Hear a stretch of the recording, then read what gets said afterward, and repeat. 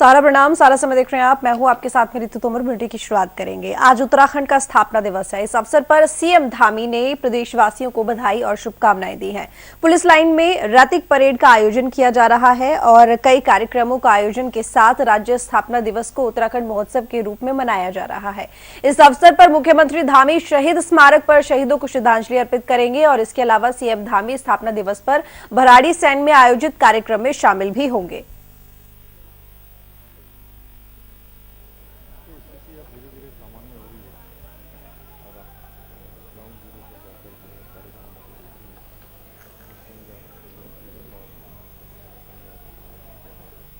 तो ज्यादा जानकारी के लिए इस वक्त हमारे साथ श्रीनिवास पंत जुड़े हुए हैं, हमारे संवाददाता। श्रीनिवास पंत, आज उत्तराखंड 21 वर्ष का हो गया है और इसके तहत तमाम कार्यक्रमों का आयोजन किया गया है। मुख्यमंत्री धामी भी भराड़ीसैंण पहुंचेंगे कार्यक्रम में शामिल होने के लिए। आपसे थोड़ा विस्तार से जानना चाहूंगी कार्यक्रमों के बारे में। उत्तराखंड 21 साल का हो चुका है और उत्तराखंड का राज्य स्थापना दिवस के मौके पर आज पूरे प्रदेश भर में हर्षोल्लास के साथ कई कार्यक्रम आयोजित किए गए हैं। अगर जहां तक मुख्यमंत्री पुष्कर सिंह धामी का सवाल है तो उनके कार्यक्रमों के अगर शेड्यूल की बात करें तो अभी कुछ देर के बाद यानी पहुंचने वाले हैं पुष्कर सिंह धामी बतौर मुख्यमंत्री उत्तराखंड की राजधानी देहरादून के शहीद स्मारक पर, जहां पर शहीद आंदोलनकारियों की प्रतिमाओं पर पुष्पांजलि अर्पित करेंगे, उनको श्रद्धा सुमन अर्पित करेंगे और उत्तराखंड बनाने में जो उनका सबसे बड़ा योगदान रहा है उसको नमन करेंगे। उसके बाद मुख्यमंत्री 9:50 पर देहरादून के पुलिस लाइन में जो उत्तराखंड महोत्सव कार्यक्रम राज्य स्थापना दिवस के मौके पर आयोजित किया गया है, इस कार्यक्रम में भाग लेंगे और इस कार्यक्रम में पुलिस की ओर से रैतिक परेड का भी आयोजन किया जाएगा। इसके अलावा अगर बात करते हैं भराड़ीसैंण विधान, क्योंकि ग्रीष्मकालीन राजधानी की बात आती है तो गैरसैंण का जिक्र होता है और तो गैरसैंण के भराड़ीसैंण विधानसभा में बाकायदा आज उत्तराखंड के मुख्यमंत्री पुष्कर सिंह धामी 12:40 से लेकर के 2 बजे तक भराड़ीसैंण विधानसभा प्रांगण में आयोजित कार्यक्रम राज्य स्थापना दिवस के मौके पर उत्तराखंड महोत्सव में शिरकत करेंगे और इस दौरान पुष्कर सिंह धामी उत्तराखंड महोत्सव में शिरकत करने के साथ साथ कोई बड़ी घोषणा क्योंकि कर सकते हैं 2022 विधानसभा चुनाव नजदीक है, इस लिहाज से भी काफी महत्वपूर्ण आज कार्यक्रम हो जाता है। जब मुख्यमंत्री वापस आएंगे तो शाम को राजभवन में स्व अल्पाहार में शिरकत करेंगे, जहां महामहिम राज्यपाल होंगे और गणमान्य अतिथियों को भी बुलाया गया है। उसके बाद वाटर एटीएम का शुभारंभ भी राजभवन में किया जाएगा। तो आज पूरे दिन भर काफी कुछ बिजी शेड्यूल रहने वाला है, लेकिन जहां तक राज्य स्थापना दिवस का सवाल है तो इन 21 सालों में उत्तराखंड को क्या मिला है, उत्तराखंड ने क्या खोया है, क्या पाया है, आज उत्तराखंड कहां पर खड़ा है, ये जगह जगह इस पर चर्चा हो रही है, मंथन हो रहा है, तमाम कार्यक्रम आयोजित किए जा रहे हैं। ऋतु बिल्कुल। और श्रीनिवास, ये जो महोत्सव है, क्योंकि देखिए उत्तराखंड का जो स्थापना दिवस है ये शायद 4-5 दिन तक का ये कार्यक्रम चलता है, इस बार भी क्या 5 दिनों तक का ही ये महोत्सव है? बिल्कुल, ये अलग अलग तरीके से इस कार्यक्रम को शेड्यूल ये पूरे पखवाड़े भर में चलता है। कहीं विभागीय कार्यक्रम होते हैं, कहीं सांस्कृतिक कार्यक्रम होते हैं, लेकिन जहां तक बड़े कार्यक्रमों का सवाल है जो पुलिस लाइन में आयोजित किया जाता है वो कार्यक्रम 1 दिवसीय होता है और इस कार्यक्रम मुख्यमंत्री शिरकत करेंगे। भराड़ीसैंण में मुख्यमंत्री जाकर के जनसभा को भी संबोधित करेंगे, लोगों से मुलाकात भी करेंगे, क्योंकि राज्य स्थापना का जब जिक्र आता है तो गैरसैंण की भावनाओं का सम्मान करते हुए लोगों से सीधे रूबरू होते हैं मुख्यमंत्री और उनकी कोशिश ये होती है कि राज्य स्थापना के दिवस के मौके पर वो उन बातों पर मंथन कर सके। अब क्योंकि 2022 विधानसभा चुनाव के मुहाने पर सरकार खड़ी है, पार्टियां खड़ी हैं और ऐसे में इस तरीके से सरकार को भी और पार्टियों को भी आगे बढ़ना पड़ेगा ताकि राज्य स्थापना दिवस के मौके पर जो परिचर्चा होगी, चर्चा होगी, उसमें ये निष्कर्ष निकलेगा कि 21 सालों में हमने क्या पाया है, क्या खोया, क्या उत्तर प्रदेश से अलग होने के बाद हम अपने पैरों पर खड़े हो पाए हैं, या उत्तर प्रदेश से जो विरासत में हमें पहले धरोहर के रूप में मिलती थी, क्या वो पर्वतीय विकास परिषद का जो गठन उस समय हुआ करता था उसकी मूल परिकल्पना अलग राज्य बनने के बाद संपूर्ण विकास उत्तराखंड के पहाड़ों में हो पाया है, पहाड़ों में सड़कों का जाल बिछा पाए हैं, मेडिकल की सुविधाएं पहाड़ों में पहुंचा पाए हैं, पहाड़ का जो युवा पलायन करता था क्या उसको हम रिवर्स पलायन के तहत रोजगार सृजन कर पाए हैं, शिक्षा का स्तर बदल पाए हैं। तो इन तमाम बातों पर चर्चा होती है और यही उत्तराखंड महोत्सव के कार्यक्रम का जो आयोजन करने का जो मकसद है उसके पीछे भी यही रणनीति है। बिल्कुल बिल्कुल ठीक कहा आपने। और देखिए ये बहुत ज़रूरी है इन बातों पर, इन तमाम मुद्दों पर मंथन करना, क्योंकि जिस वजह से उत्तराखंड अलग हुआ, एक राज्य के रूप में स्थापित हुआ, आंदोलनकारियों ने जो सपना देखा था, क्या उस सपने की दिशा में वाकई में उत्तराखंड का विकास हो रहा है या उस राह पर चल रहा है या नहीं चल रहा है, इस बारे में मंथन करना बहुत ज़रूरी है। नहीं तो कहीं ना कहीं वो त्याग, वो समर्पण, वो तमाम चीज़ें उनको वो महत्ता नहीं मिल पाएगी और वो एक तरह से व्यर्थ कही जाएंगी कि चलिए एक राज्य तो बन गया अलग, लेकिन जो सपना देखा था वो पूरा करने की दिशा में हम आगे नहीं बढ़े हैं। लेकिन मैं आपसे जानना चाहूंगी श्रीनिवास पंत इस बारे में, क्योंकि देखिए पिछले कुछ सालों में उत्तराखंड का विकास तो हुआ है,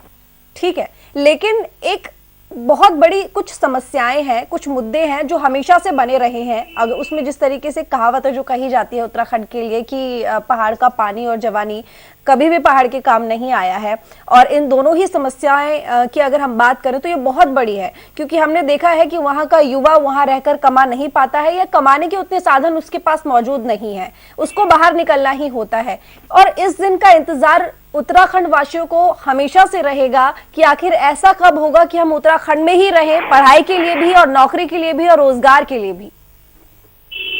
बिल्कुल, तो देखिए ये सबसे बड़ा ये अच्छी प्रश्न है। 21 सालों में उत्तराखंड ने क्या खोया है, क्या पाया है, क्या जो परिकल्पना उत्तर प्रदेश के साथ रहते हुए पूरी हो सकती थी, क्या वो पूरी हुई है, या उत्तर प्रदेश से अलग होने के बाद जिस परिदृश्य के हम आगे बढ़ रहे थे, तो क्या हमने वहां संपूर्ण विकास के रास्ते पर आगे बढ़े हैं। इतना जरूर है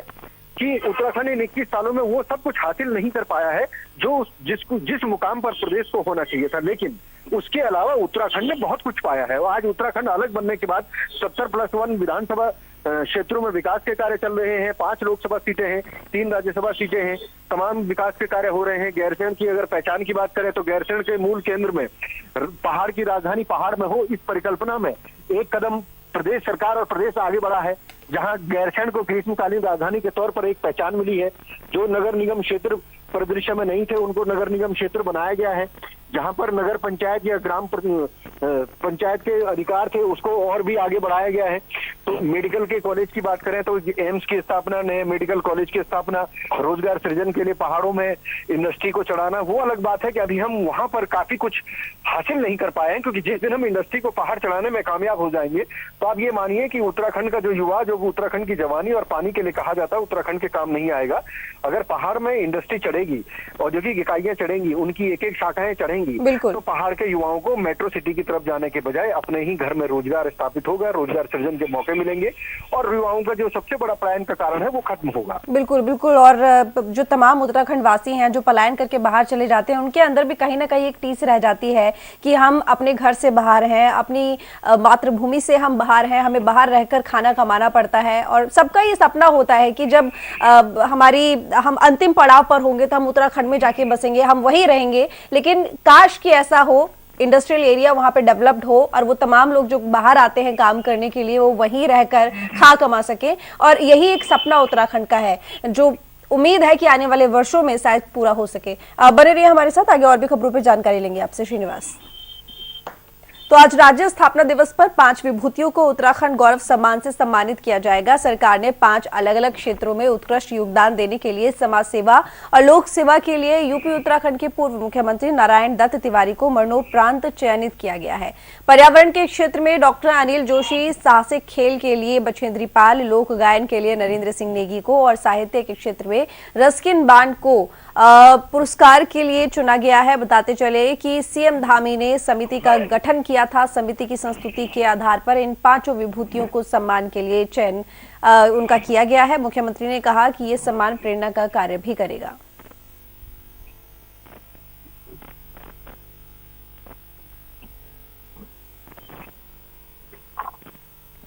तो ज्यादा जानकारी के लिए हमारे साथ लगातार बने हुए हैं श्रीनिवास पंत। श्रीनिवास पंत से इस बारे में जानना चाहेंगे, 5 विभूतियों जिनको सम्मानित किया जाएगा, इनके बारे में थोड़ा विस्तार से जानना चाहूंगी।